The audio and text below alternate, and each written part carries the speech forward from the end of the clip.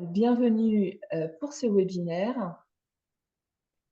Et ce que je vous propose, puisque on s'est engagé à tenir en 45 minutes, on va commencer donc sans plus tarder. Donc, je suis Laurence Roupouillet, je suis une des organisatrices de ce moment de partage. Et je vais tout de suite passer la parole donc, pour cette thématique sur ce qu'on a appelé la prévention 3D, c'est-à-dire la prévention santé, sécurité au travail dans 3 dimensions. On va commencer tout de suite donc avec Karen Durand-Hakim. Donc Karen, pour te présenter rapidement, donc toi tu es avocate en droit du travail, tu es également médiatrice, tu auras certainement l'occasion de nous parler de la médiation. Est-ce que tu pourrais faire pour nous le point sur un sujet qui est très important pour les entreprises en particulier depuis 2008, qui est celui des risques psychosociaux? Tout à fait, merci Laurence. Alors effectivement, l'objet de mon intervention, qui va durer à peu près une petite dizaine de minutes, c'est de vous parler des risques psychosociaux. Qu'est-ce que c'est? Quelle est la responsabilité légale de l'employeur par rapport à ces risques? Et quels moyens il a pour les prévenir? Parce qu'il y en a des moyens. Alors déjà, les risques psychosociaux, de quoi parle-t-on? Ce sont des risques professionnels, les risques psychosociaux, des risques pour la santé mentale, physique et sociale, qui sont engendrés par les conditions d'emploi, les facteurs organisationnels et relationnels susceptibles d'interagir avec le fonctionnement mental. C'est une définition qui est un peu lourde. Donc, qu'est-ce que c'est en fait? C'est surtout, en fait, on les distingue par leur origine, ces risques psychosociaux, parce qu'ils trouvent leur origine dans les conditions d'emploi, dans les facteurs organisationnels et relationnels. C'est ça ce qui crée des risques psychosociaux. Ce sont donc les conditions d'emploi qui peuvent avoir des répercussions sur la santé. Cela renvoie en fait à des situations très variées.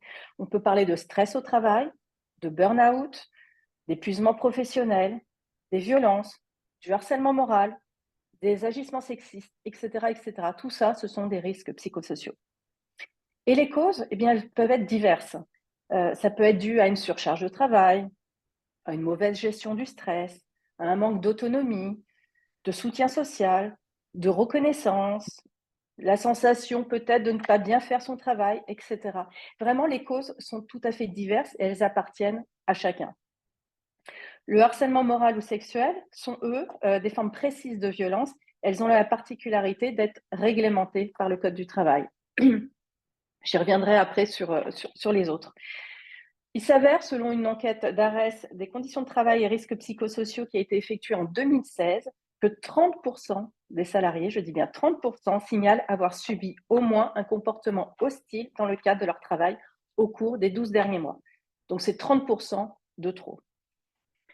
Et donc, par rapport à tout ça, par rapport à ces risques psychosociaux, quelle est l'obligation de l'employeur? Eh bien, il en a une, parce que même si effectivement ces risques ne sont pas codifiés comme peuvent être codifiés d'autres risques dont va vous parler tout à l'heure Damir, les risques mécaniques, chimiques, etc. par exemple, eh bien, on est loin d'avoir un vide réglementaire, puisque vous avez un article dans le Code du travail, qui est l'article L 4121.1 du Code du travail, qui dit que l'employeur a une obligation, on vous dit l'employeur prend les mesures nécessaires pour assurer la sécurité et protéger la santé physique et mentale des travailleurs.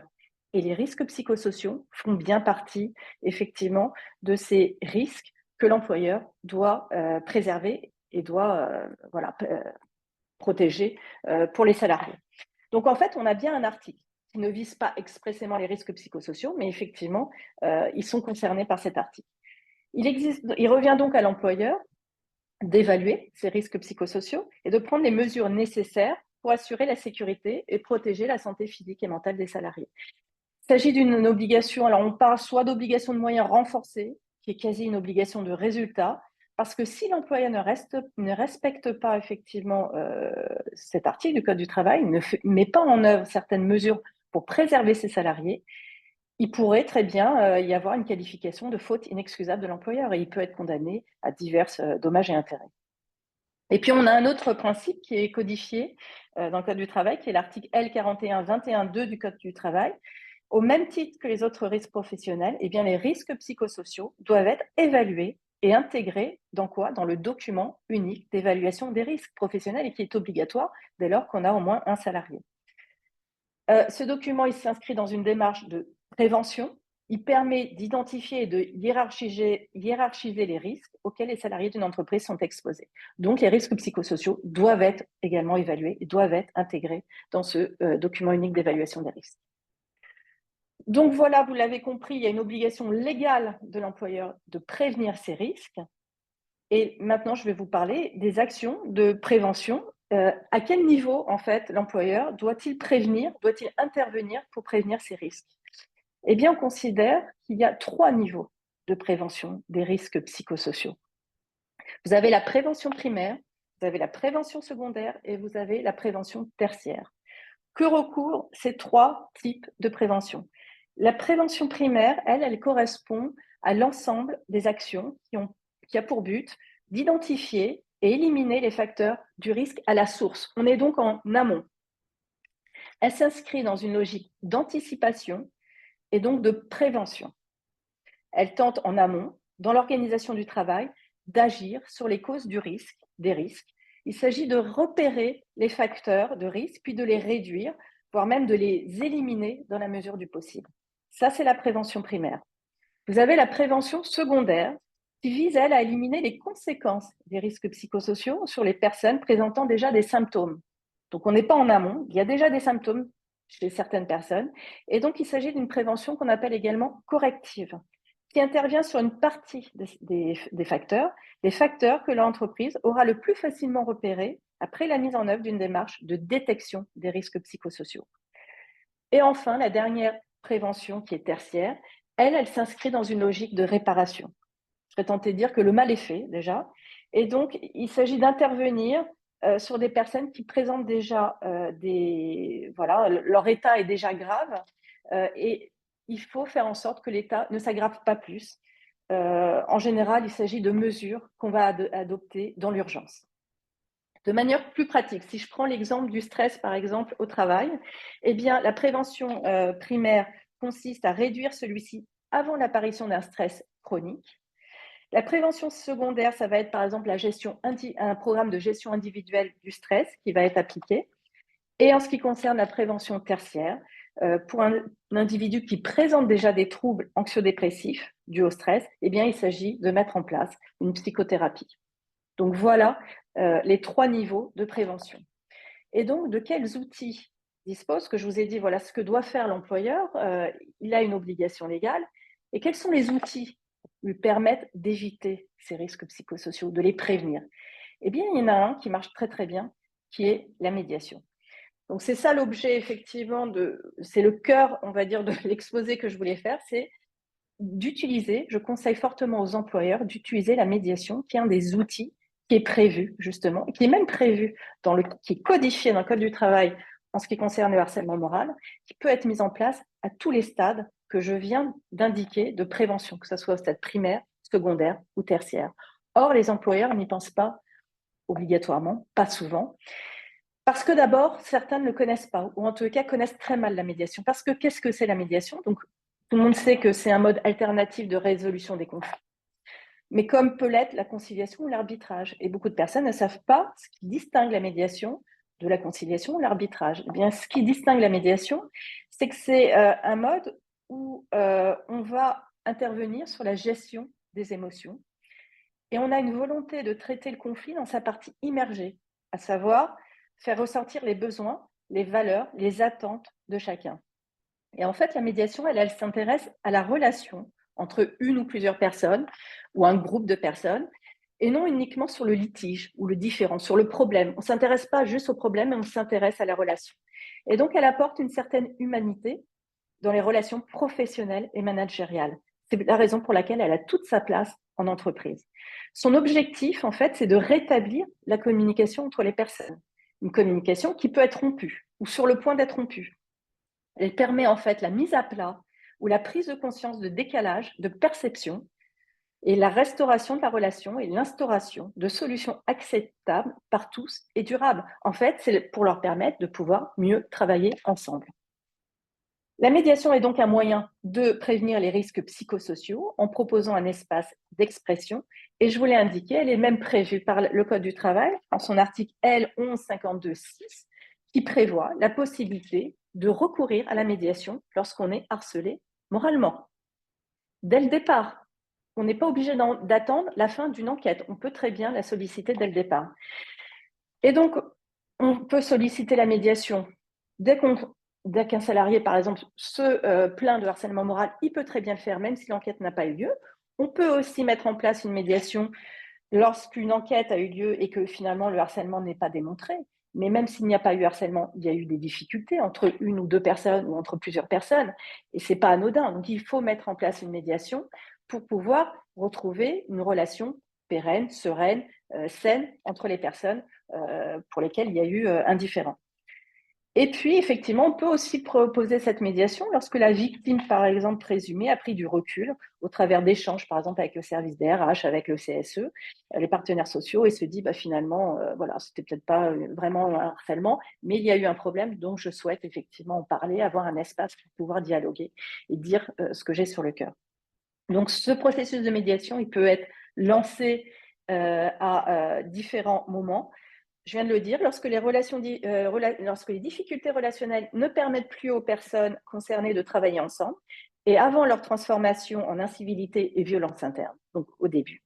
Lors d'allégations de harcèlement provenant d'un collaborateur ou d'un collectif, dans un contexte également d'arrêt de travail répété, pour prévenir peut-être un burn-out ou autre chose, on ne sait pas ce que révèlent ces arrêts de travail, ou alors en anticipation de difficultés à l'occasion de la mise en place, par exemple, d'un projet à fort enjeu de type restructuration de services, restructuration dans une entreprise, mise en place d'un plan de sauvegarde de l'emploi, un changement de process, un changement d'outils, enfin tout ce qui est dans le changement, dans la transformation, peut être source de conflit, et donc la médiation a toute sa place. Il faut savoir que selon une enquête qui a eu lieu assez récemment, 9 salariés sur 10 disent être concernés par un conflit au travail. Et il faut savoir également que 8 médiations sur 10 aboutissent à un accord. L'enjeu en fait de la médiation, c'est pas que la médiation ne marche pas, c'est juste de participer, d'être volontaire à cette médiation. C'est ça tout l'enjeu. À partir du moment où les personnes y participent, en général, on aboutit à un accord. Et donc, je viens de vous le dire, la médiation, en fait, elle peut intervenir à tous les niveaux dont j'ai parlé tout à l'heure. Selon Sylvie Adigès, qui est une médiatrice que j'ai eu l'occasion de côtoyer, elle dit « La médiation curative, elle a lieu quand il y a le feu. Et puis la médiation préventive, elle vise à éviter l'embrasement. » Donc effectivement, elle est utile à tous les niveaux de prévention. Donc au niveau, par exemple, primaire, là, il s'agit d'une médiation préventive qui permet d'éviter l'escalade conflictuelle le plus en amont possible et de mettre en place les difficultés dans la coopération. La médiation, elle peut s'inscrire dans le secondaire. C'est par exemple permettre aux salariés de faire mieux face aux situations relationnelles stressantes qu'ils rencontrent. Et enfin, au niveau tertiaire, c'est pour chercher une réparation, comprendre ce qui s'est passé, et elle s'inscrit donc dans le cadre d'une meilleure communication. Essayer de relancer le dialogue. Et donc, en conclusion, le recours à la médiation, eh bien, c'est un outil, vous l'avez compris, en tout cas, c'est l'idée que je voulais vous en donner, c'est un outil précieux en prévention des risques psychosociaux, puisqu'on n'y pense pas toujours. Cela permet d'améliorer la qualité relationnelle, d'éviter les effets de clan, des aggravations et manifestations du mal-être en cas d'absence d'action ou de prise en compte insuffisante des situations de tension. Parce qu'effectivement, parfois, on ne sait pas exactement ce qu'il en est, on a du mal à évaluer. Eh bien, la médiation permet justement d'évaluer tout cela. J'en ai terminé, et donc je vais laisser la place à Damir qui va vous exposer tout ce qui peut être mis en place dans les entreprises en matière de préservation des biens et des personnes. Et Damir, on ne t'entend pas, il faut que tu remettes le son. Merci Karen pour ce relais. Donc moi je me présente rapidement. Donc Damir, donc moi je suis préventeur en risque professionnel en entreprise. Et par rapport à tout ce que vous a dit Karen et ce que vous dira tout à l'heure Laurence, moi je vais axer mon intervention sur la sécurité en entreprise, que j'interviens beaucoup pour accompagner les chefs d'entreprise à respecter leurs obligations réglementaires et législatives. Donc, mon accompagnement, il part du principe qu'aujourd'hui, vous avez énormément de dangers dans les entreprises. D'accord? Le danger, je vous le rappelle, hein, c'est ce qui va caractériser un dommage, plus ou moins grave. Et ces dangers-là, il faut les éviter. Il faut les éviter parce que sinon, vous allez vous exposer à des risques Et en s'exposant à des risques, ben, on amène l'entreprise à un moment donné à se poser des questions sur la continuité de l'activité. Quelques chiffres rapidement. Il faut savoir qu'en France, aujourd'hui, il y a plus de 650 000 accidents du travail par an, qui génèrent plus de 650 morts par an. Donc, si on fait le ratio, ça nous amène à peu près entre 2 voire 3 morts par jour. Donc, quand on entend ce chiffre-là, on peut se poser un certain nombre de questions, mais il y a des obligations qu'il faut respecter parce que ben, on vient au travail pour, comme l'adage, hein, pour gagner sa vie et non pas pour la perdre. Donc moi, l'accompagnement, il se fait d'une façon rationnelle, euh, avec, comme le disait également tout à l'heure Karen, je vais reprendre un petit peu quelques notions dont elle vous a parlé tout à l'heure, c'est que il faut absolument aujourd'hui que dans les entreprises, on comprenne que la mise en place des principes généraux de prévention, c'est quelque chose qui est essentiel. Les principes généraux de prévention, c'est ceux qui vont faire que le chef d'entreprise va entamer une démarche de prévention. Et comme je le dis souvent, la démarche de prévention, elle doit vraiment être initiée par l'entreprise, par le chef d'entreprise. Si le chef d'entreprise n'initie pas cette démarche de prévention, je ne vois pas pourquoi le salarié irait la faire, cette démarche.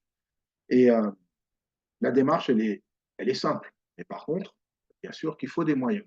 Et comme on dit, plus on fait de prévention, plus ça nous coûte cher, moins il y a d'accidents. Par contre, moins on fait de prévention, moins ça nous coûte, mais plus il y a d'accidents. Et je préfère me mettre dans la position où j'ai moins d'accidents dans mon entreprise, dans la position où j'en ai plus, parce que ça va me coûter beaucoup plus cher. Et donc, ce qu'il faut, c'est d'abord éviter les risques.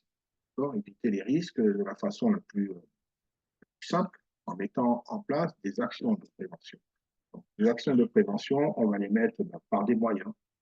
Les moyens, ils vont permettre de supprimer le danger. Et en supprimant le danger, on va pouvoir mettre les salariés dans une situation où ils vont pouvoir travailler sereinement.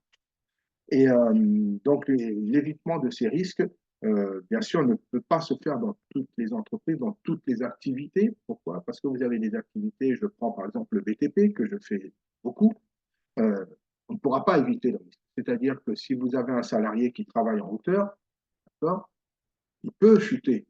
Par contre, on va lui mettre les moyens. Donc, on ne va pas lui dire qu'il n'a pas le droit de travailler en hauteur parce que malheureusement, il faut qu'il travaille en hauteur. On ne va pas construire un bâtiment en sous-sol, il faut le construire en hauteur. Donc, pour ça, ce qu'il faut, c'est qu'il faut évaluer le risque. Et l'évaluer, le risque, on va l'évaluer de la façon la plus simple en utilisant un document qu'on appelle le document unique d'évaluation des risques. Karen vous en a parlé tout à l'heure. Donc, moi, j'y reviens également parce que c'est vraiment ce document aujourd'hui qui est à la base de toute initiative de prévention dans l'entreprise. C'est un document qui est obligatoire dès lors qu'on a un salarié. C'est obligatoire aussi, pourquoi? Parce que vous avez des unités de travail dans l'entreprise que vous devez identifier. Ces unités de travail, ça démarre de la partie administrative, la partie commerciale, la partie comptable, etc. Et dès que vous avez initié tous ces risques dans ces unités de travail, il faudra mettre en place des plans d'action. Les plans d'action, on va les mettre par rapport à quoi? Par rapport à un calcul qui est simple, qui est de mesurer la gravité et la fréquence. Quand on a mesuré ces deux choses-là, on va se rendre compte que le risque est plus ou moins grave et que donc il faut le diminuer. Hein? Et après, ce qu'il faut qu'on fasse, bien sûr, c'est qu'il faut qu'on combatte les risques à la source. D'accord? Combattre les risques à la source pour éviter justement à un moment donné qu'on arrive à un accident. Donc, combattre les risques à la source, c'est vraiment près de l'émission. D'accord? Et c'est comme ça qu'on démarre une activité, c'est comme ça qu'on démarre un chantier, c'est comme ça qu'on démarre, par exemple, une action de distribution dans les établissements qui font de la distribution de matériaux, etc. On va combattre le risque à la source. Dès qu'on a fait ça, il faut qu'on adapte le travail à l'homme. Aujourd'hui, il y a beaucoup d'outils qui vont faire qu'on peut adapter le travail à l'homme. Aujourd'hui, vous avez des entreprises qui continuent encore à travailler et à malmener le dos des salariés parce qu'on ne leur met pas en place les outils nécessaires. Les outils nécessaires, c'est un outil qui va leur permettre de pouvoir justement les aider sur les postures, sur la façon dont ils vont mettre en place les mouvements pour porter les charges. Et il y a des outils aujourd'hui comme les exosquelettes, je ne sais pas si vous savez ce que c'est, si vous en avez entendu parler. Ben, c'est très simple d'utilisation. C'est vrai que c'est un coût, mais c'est très simple d'utilisation et on se rend compte à un moment donné que, ben, en fait, le mouvement, c'est même pas nous qui le faisons. C'est l'exosquelette qui fait le mouvement. Ben, c'est ça, en fait, adapter le travail à l'homme également, parce que les outils qu'on avait d'antan, c'est plus les outils qu'on a aujourd'hui dans les entreprises comme dans le BTP, une nouvelle fois. Aujourd'hui, il me rend compte, il me rend compte et il me raconte l'évolution qui a eu lieu quand ils sont rentrés dans l'entreprise il y a 20 ou 30 ans. Et aujourd'hui, il y a beaucoup d'évolution. Et il faut le prendre en compte. Dès qu'on a fait ça, bien sûr qu'on va tenir compte aussi de l'évolution de la technique. L'évolution de la technique, c'est on ne va pas travailler de la même façon avec le même matériel qu'on avait il y a quelques années. On évolue avec la technique. On va remplacer ce qui est dangereux par ce qui n'est pas dangereux. C'est vrai que c'est simple à dire, mais il y a beaucoup d'entreprises aujourd'hui qui ne le font pas, parce que tant qu'il n'y a pas d'accident, ben, ils ne trouvent pas la nécessité de remplacer ce qui est dangereux par ce qui n'est pas dangereux. Et c'est ce que je dis aussi souvent dans les entreprises, c'est que vous avez des risques partout. Rien qu'un risque de chuter de plein pied, aujourd'hui, c'est la deuxième, voire la troisième cause d'accident au travail. Et les salariés ne sont pas conscients de ça. Donc, il faut vraiment remplacer ce qui est dangereux par ce qui n'est pas dangereux. Et puis, il faut planifier la prévention. Planifier la prévention, c'est de se dire, ben, on a une organisation du travail. Ben, l'organisation du travail, on va y mettre en place ben, des moyens, on va faire des veilles réglementaires.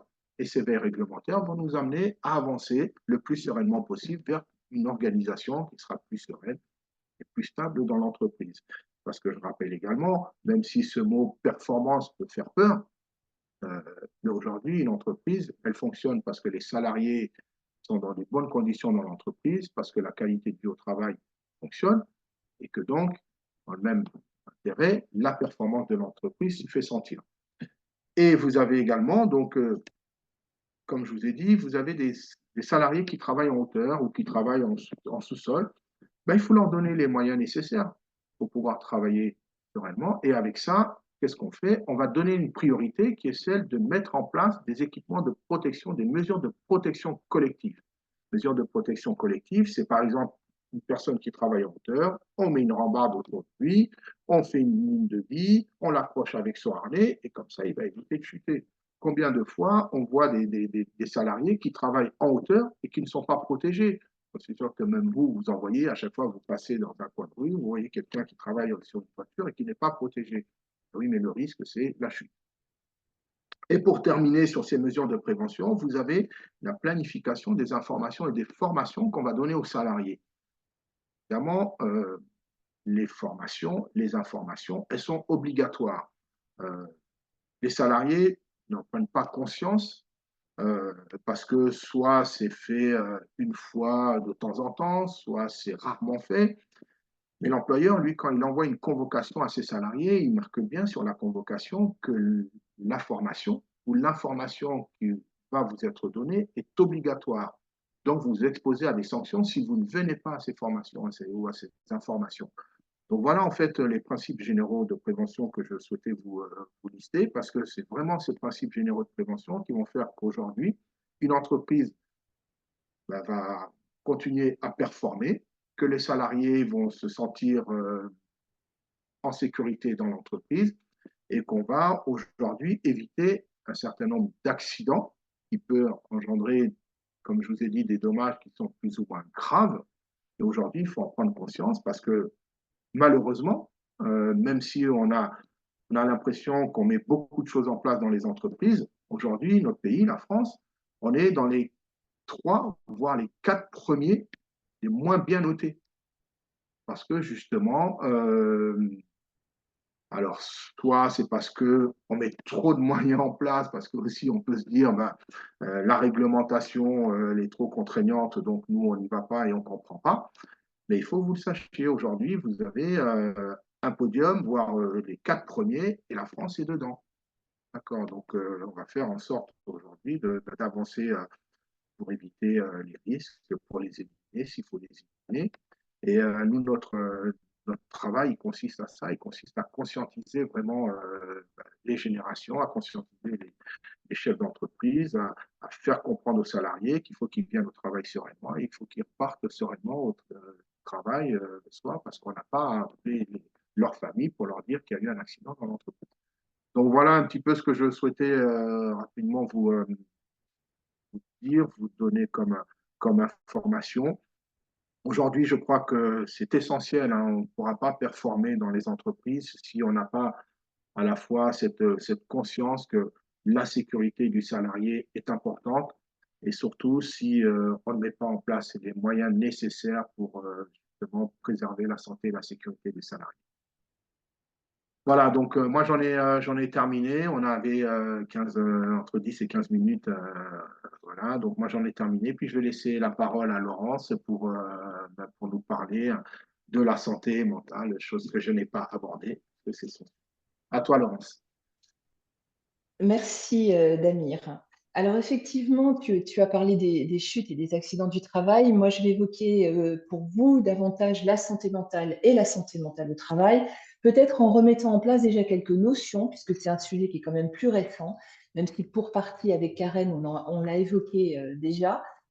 D'abord, de quoi parle-t-on quand on parle de santé mentale? Donc, je vais vous proposer la définition de l'OMS qui édicte que la santé mentale, c'est un état de bien-être qui permet à chacun de réaliser son potentiel, de faire face aux difficultés normales de la vie, de travailler avec succès et de manière productive et d'être en mesure d'apporter une contribution à la communauté.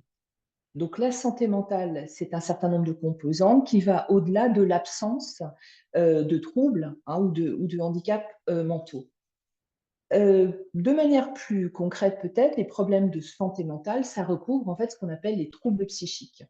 Donc les troubles psychiques, ce sont essentiellement aujourd'hui les troubles dépressifs, bon, la dépression, les troubles anxieux, mais aussi, on y pense un peu moins, les troubles psychiques qui peuvent être induits par la consommation de substances. Et c'est quelque chose qui n'est pas rare malheureusement sur un lieu de travail, c'est-à-dire que, alors on peut penser à l'alcool ou au cannabis, et ça recouvre aussi toutes les phases aiguës de ces troubles qui peuvent être par exemple des crises d'angoisse, qu'on appelle également attaques de panique, qui sont un peu plus fréquentes depuis la crise sanitaire. Ça peut être aussi les pensées ou les intentions suicidaires, mais également les conduites agressives qui peuvent se manifester au travail, notamment du fait de la consommation de substances. Pour les troubles dépressifs, les troubles psychiques, pardon, vont au-delà de la simple humeur triste, hein. Je pense par exemple à des moments de vie qu'on peut affronter. Une phase de deuil, c'est quelque chose de transitoire. On n'est pas dans l'idée de tout psychiatriser. D'ailleurs, en général, on se base sur 3 caractéristiques pour définir un trouble psychique. Et pour le coup, pour faire la différence avec ce que Karen a pu nous exposer, davantage sur les conséquences de ces troubles plus que sur leur origine. Donc, dans ces 3 caractéristiques des troubles psychiques, on va trouver une intensité de la souffrance psychique qui est ressentie, et notamment des signes et symptômes qui sont vécus par la personne, un impact sur sa vie sociale, que ce soit sa vie familiale ou la vie au travail, la vie professionnelle, et puis une certaine durée. Donc, on a les 3 critères, l'intensité, l'impact et puis la durée. Donc, ce sont des pathologies, elles ne vont pas se solutionner toutes seules. Et ça ne repose pas que sur la volonté, il va falloir mettre en place quelque chose. J'en profite pour préciser que le burn-out n'est pas à proprement parler classé dans les troubles psychiques, puisqu'il s'agit plus d'une situation hein, qui est créée, notamment qui peut être créée au travail, mais le burn-out peut induire des troubles psychiques, c'est-à-dire quelqu'un qui vit un burn-out peut ensuite développer une dépression, des troubles anxieux ou des pensées suicidaires. En France, quelle est la réalité de la santé mentale au travail? Donc, je vais vous donner quelques chiffres, et notamment ceux qui sont sortis très récemment donc, du baromètre 2023 de l'absentéisme, qui est établi tous les ans par Malakoff Humanis. Alors, quelques données. Déjà, il faut savoir qu'en 2023, 50% des salariés ont été arrêtés au moins une fois, donc ont connu au moins une fois un arrêt de travail. Pour les arrêts les plus longs, de manière, alors c'est une tendance lourde, hein. ce sont les troubles psychologiques, donc les causes d'arrêt pour troubles psychologiques qui arrivent en tête. D'ailleurs, ces causes ont triplé depuis 3 ans, c'est-à-dire qu'en 2023, c'était 31%, alors qu'il n'était que de 14% en 2020. Les troubles psychiques, donc les causes d'arrêt pour cause de santé mentale, restent la première cause d'arrêt maladie en France si on accepte les affections saisonnières banales, hein, courantes, comme les rhumes. Autre donnée qui est intéressante, c'est la durée moyenne de ces arrêts. En moyenne en France, la durée moyenne d'un arrêt, c'est 19 jours. Les arrêts pour motifs psychologiques sont en moyenne de 33 jours. Donc, on voit qu'ils affectent directement la présence et du coup la performance de l'entreprise, mais on a pu constater, bien qu'on n'ait pas de données sur cette tendance, qu'ils peuvent être aussi la cause, on va dire, de périodes d'absentéisme, c'est-à-dire une personne qui va poser un jour, et ce sont un peu des pauses pour récupérer, hein, qui vont être gérées par le salarié sur son capital temps pour essayer justement de gérer lui-même comme il peut les difficultés qu'il rencontre. Alors, quelle place aujourd'hui pour la santé mentale au travail? Puisque ce n'est pas très évident, hein, c'est un sujet qui est quand même assez difficile à aborder, d'autant qu'il est communément admis qu'on ne parle pas de sentiments ni d'émotions au travail. C'est pas quelque chose, alors y compris hein, quand il y a des conflits, c'est pas quelque chose sur lequel on a l'habitude de s'étaler, voire ce serait peut-être un signe de faiblesse. Moi, j'y vois 2 obstacles principaux. Le premier obstacle de parler et d'avancer sur la prévention en santé mentale au travail, ça peut être une réticence de la part de l'entreprise employeur. Pourquoi? Parce qu'il peut y avoir un malentendu, c'est-à-dire que l'employeur peut penser qu'il est la cause de ce mal-être. Or, ça n'est pas toujours le cas. C'est-à-dire que ce n'est pas le cadre du travail. Alors, ça peut être parfois, de temps en temps, le mode de management, mais on fait bien la différence entre la souffrance au travail et la souffrance du travail. Donc, toute la souffrance psychique qui va être vécue au travail n'est pas forcément la souffrance qui vient du travail. Et à ce propos, je vous invite à revoir ou à relire tout ce qu'a pu produire Marie Peset, hein, qui est une des premières psychologues à avoir mis en place des consultations sur la souffrance au travail, c'est-à-dire la souffrance qui se manifeste au travail. La deuxième réticence, elle peut venir de la part du collaborateur lui-même, c'est-à-dire une personne qui sent que sa santé mentale est fragilisée, qui voit bien qu'il ou elle traverse une période peut-être de déprime, sur laquelle il n'arrive pas forcément à mettre des mots. On voit qu'il y a encore un fort tabou et une forte stigmatisation sur ces sujets, parce que ça pénalise l'image qu'on va donner de soi. On sait que c'est très important, l'image de soi au travail. Ça pénalise aussi peut-être la progression de la carrière de cette personne. Et la plupart du temps, les troubles psychiques ressentis vont être cachés. Les collaborateurs vont beaucoup prendre sur eux, d'autant plus que la plupart du temps, ils sont invisibles et donc indétectables. Pourtant, hein, vous l'avez rappelé tous les deux, Karen comme Damir, le Code du travail ne fait pas de différence entre la santé et la santé mentale. C'est-à-dire que la santé mentale fait pleinement partie de la santé au travail. Ça n'est pas une question personnelle, ça n'est pas un sujet tabou, ça n'est pas la vie privée du collaborateur. À partir du moment où ça a des conséquences et où ça se manifeste au travail, l'employeur doit mettre en place la même prévention. Il n'y a pas du tout de dichotomie. Alors, que peut-on faire justement pour une meilleure prévention de ces questions de santé mentale au travail? Peut-être aussi pour arriver à mieux en parler. Alors, l'OMS recommande de former les cadres aux questions de santé mentale pour permettre, je reprends exactement les termes de l'OMS, de repérer, soutenir et orienter toute personne qui serait confrontée, qui serait en contact avec un collègue, un collaborateur, quel que soit d'ailleurs le niveau de hiérarchie, qui rencontrerait un problème de santé mentale. Difficile d'en parler à la machine à café. Comment trouver les moyens, les mots pour aborder ces questions sans avoir l'impression d'être intrusif, de se mêler de la vie privée de la personne, comment en même temps assurer ses obligations de prévention. Eh bien, il y a aussi des outils qui ont été mis en place et je voudrais plus particulièrement vous parler des formations sur le secourisme en santé mentale. Puisque de même qu'il y a un secourisme pour la santé physique qui est alors largement connu et répandu en France, il existe depuis 5 ans maintenant un programme qui est développé, qui est arrivé d'Australie, mais qui a été non seulement traduit, mais adapté à notre système français, donc qui est le programme de secourisme en santé mentale.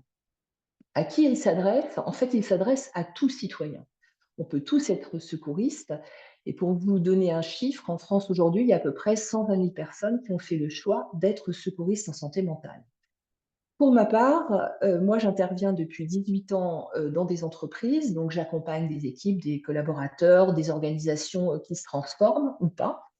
Et de plus en plus des managers. Alors on dit toujours du manager qu'il est un peu le couteau suisse de l'entreprise, puisqu'aujourd'hui pèse sur ses épaules beaucoup d'obligations nouvelles, mais le manager peut se former au secourisme en santé mentale, ou d'ailleurs n'importe quelle personne d'une équipe ou d'un site, pour être ce que j'appelle une vigie. Une vigie, c'est quelqu'un qui va pouvoir faire justement cette prévention primaire, c'est-à-dire déjà de repérer, d'être en capacité de comprendre ce qui se passe et d'amener les bons mots, de poser les bonnes questions. On dit souvent que c'est apprendre à aider à pouvoir en parler, à mettre des mots, à améliorer aussi le niveau de connaissance des équipes sur ces sujets et de pouvoir soutenir un collaborateur qui traverserait une période difficile pour permettre ce qu'on appelle à la fois de la prévention, mais aussi des interventions précoces, pour pouvoir orienter vers des professionnels, un accompagnement professionnel qui évidemment se fera en dehors de l'entreprise. Alors bien sûr, ces interventions, et ça peut se faire en appui, soit avec la santé au travail, le service de santé au travail, ça peut se faire en appui aussi avec les ressources humaines, en termes de conseils, mais toute personne peut être secouriste pour repérer, soutenir et surtout orienter, c'est-à-dire connaître le réseau des professionnels qui vont pouvoir aider et prendre en charge un collaborateur qui rencontrerait une difficulté sur le plan de la santé mentale. Et ce qui me paraît tout à fait déterminant aussi, et c'est ce qu'on fait au cours de ces formations de secouristes, c'est d'apprendre la juste posture, c'est-à-dire de soutenir sans trop s'investir, sans trop s'engager personnellement et sans non plus mettre en difficulté sa propre santé mentale. Aujourd'hui, pour accompagner beaucoup d'équipes au niveau des RH, malheureusement, les professionnels des ressources humaines sont ceux qui sont les plus impactés au niveau de leur santé mentale. Donc, ça va être important de préserver sa propre santé mentale quand on cherche à protéger celle des autres. Voilà pour ce qui me concerne, pour ma partie où j'ai essayé de vous résumer l'essentiel. Je vais reprendre les questions si vous en êtes d'accord et je vous invite à ajouter peut-être alors des questions, que ce soit pour Damir, pour Karen, pour moi-même dans le chat. Alors il y en a quelques-unes, je vais les reprendre dans l'ordre. J'ai vu que tu avais répondu, Karen, je pense, sur l'article. Voilà. Oui, Sur je l'ai mis l'article, dans le chat. voilà, du Code du travail. L'article qui concerne la médiation en cas de harcèlement moral. Est-ce que cette médiation, elle peut également être demandée par un agent de la fonction publique territoriale? Donc oui, ça peut être demandé partout. D'ailleurs, je crois qu'il y a eu des choses qui ont été mises en place. Alors là, il s'agit de droit public, donc c'est vrai que je maîtrise un peu moins, mais je sais que la médiation peut intervenir partout. Il y a même dans certains ministères aussi des médiateurs internes. Donc on peut recourir à la médiation interne ou alors demander un médiateur externe. Donc oui, c'est tout à fait possible. Laure nous demande, elle dit, il lui semblait que le recours à la médiation devait être fait au plus tôt, c'est-à-dire au stade de tension et conflit, pour être efficace, notamment avant que la situation de crise s'installe et s'enlise. Est-ce que tu confirmes ça ou est-ce qu'effectivement, ça peut être à n'importe quel stade? Non, c'est à n'importe quel stade parce qu'en fait, au plus tôt, le problème, c'est que ce sont les personnes qui doivent vouloir participer à la médiation. Et c'est quand le moment où elles veulent participer à la médiation. Ça peut être au début, et puis peut-être qu'au début, les personnes ne sont pas prêtes, donc ça peut être plus tard. Donc ça dépend vraiment de chacun. Il faut être prêt pour aller en médiation. Donc pour certaines personnes, ça sera effectivement au début, et pour d'autres, ça sera beaucoup plus tard. Donc voilà, ça dépend de toute une tout est une question de temps. Alors, on a une question qui peut nous être adressée à tous les trois sur la RSE, la responsabilité sociale des entreprises, et finalement du lien avec la prévention des risques. Est-ce qu'un de vous deux veut répondre ou... Alors, je crois qu'au-delà de la RSE, il y a quand même déjà les obligations légales du Code du travail. Tout à fait. Alors, moi, je ne m'y connais pas trop là-dessus. Alors, je sais, j'ai trouvé Moi, justement en cherchant je peux une répondre fiche un tout pratique. petit peu. Ah bah très bien. Je peux Alors, répondre voilà, un je te tout petit laisse. peu. Mais sinon, effectivement, il y a pas mal de choses j'ai trouvé une fiche pratique sur améliorer sa gestion des risques avec la RSE, où effectivement, on prend en compte ces nouveaux risques qui viennent enrichir justement l'analyse des risques. C'est ce que j'ai pu voir. Pour moi, c'est sur le volet social, puisque dans la RSE, on a, comme le développement durable, on a 3 piliers, et en l'occurrence, ça rentre pour moi dans le pilier, le volet social. Bon, la RSE est aussi, je ne vais pas dire qu'il y a un effet de communication, mais c'est important aussi. Beaucoup d'entreprises vont utiliser le levier de la RSE dans une démarche justement d'être un acteur engagé. Donc oui, c'est aussi sur les leviers de la RSE. Valérie me demande, donc la psychologue dont j'ai parlé, c'est Marie Pezet, P-E-Z-E, qui a beaucoup publié. Moi, j'ai eu la chance de faire une émission de radio avec elle, elle est absolument passionnante. Et elle a mis en place ses consultations sur la souffrance au travail. Alors aujourd'hui, elle a créé une association, puisqu'elle a, je pense, plus de 70 ans. Donc elle est retraitée, elle continue à travailler avec des psychologues qui sont très investis sur ces sujets. Elle a une association qui doit s'appeler Souffrance au travail, mais que vous trouverez, à mon avis, assez facilement sur les réseaux, sur un moteur de recherche. Oui, Carla nous dit le syndrome du sauveur, effectivement. En croyant parfois, en voulant bien faire, on fait plus de bien que de mal. Donc, il vaut mieux connaître les recommandations. Je pense que chacun dans nos métiers, ce qui est important, c'est de savoir qu'il y a des recommandations. Il y a un cadre légal, mais il y a aussi des préconisations qui ont été mises en place par des professionnels, qui est en fait un peu l'équivalent de la jurisprudence. C'est-à-dire que les recommandations, souvent, elles viennent du terrain et ce sont des bonnes pratiques qui peuvent être généralisées. Avez-vous d'autres questions? Je regarde le timing, je vois que nous sommes parfaitement dans les temps, puisqu'on voulait vous proposer quelque chose qui soit court et percutant. En tout cas, pour ceux qui ont vu l'annonce de cette conférence sur LinkedIn, si vous avez d'autres questions pour les uns ou les autres d'entre nous, eh bien, vous pouvez aussi nous contacter par ce biais. Et puis, si vous pensez que vous n'avez pas d'autres questions, alors je fais un petit salut pour les personnes qui nous verront en replay.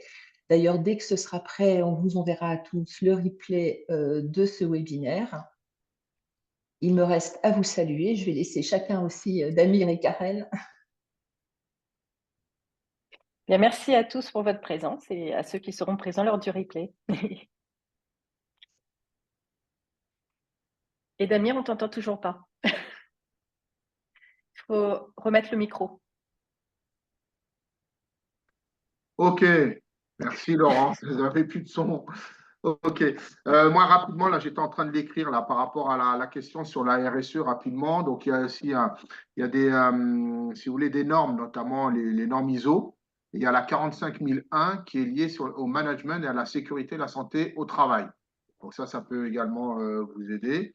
Et puis moi, oui, merci de nous avoir suivis pendant ces 45 minutes. Et on espère qu'on vous a donné les outils, comme on disait, les solutions, pour, à la fois pour que vous puissiez vous-même vous préserver et préserver, si vous avez des collaborateurs, leur santé physique et mentale. Voilà. Merci à tous. Merci à tous. Au revoir. Merci, au Merci, au revoir. revoir. Merci, au revoir.